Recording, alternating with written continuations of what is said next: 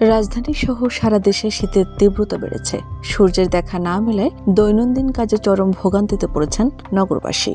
31 December সকালে ঢাকার সর্বনিম্ন তাপমাত্রা রেকর্ড করা হয়েছে 13.7 ডিগ্রি সেলসিয়াস। এলএমই সার্টিফাইড বিশ্বসেরা কপারে তৈরি ওয়ালটন কেবলস, যা আপনার স্থাপনাকে রাখবে সব সময় নিরাপদ। আবহাওয়া অধিদপ্তর জানায়, সূর্যের আলো না থাকায় ঢাকায় শীতের অনুভূতি তুলনামূলক বেশি হচ্ছে। বিশেষ করে সর্বোচ্চ ও সর্বনিম্ন তাপমাত্রার ব্যবধান কমে যাওয়ায় ঠান্ডা বেশি অনুভূত হচ্ছে। তবে 2 জানুয়ারি থেকে শীতের প্রকোপ কিছুটা কমতে পারে।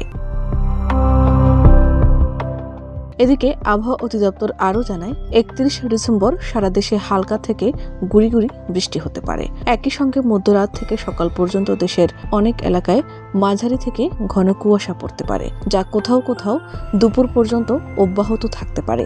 এদিন বাংলাদেশের সর্বনিম্ন তাপমাত্রা গোপালগঞ্জে 7.5 ডিগ্রি সেলসিয়াস রেকর্ড করেছে জেলার আবহাওয়া অফিস, যা এই মৌসুমের সর্বনিম্ন তাপমাত্রা।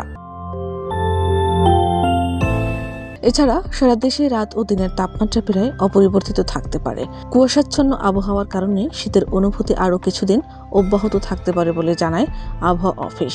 এদিকে ঘন কুয়াশার কারণে দৌলতদিয়া পাটুরিয়া নৌ রুটে ফেরি চলাচল বন্ধ হয়ে যায়।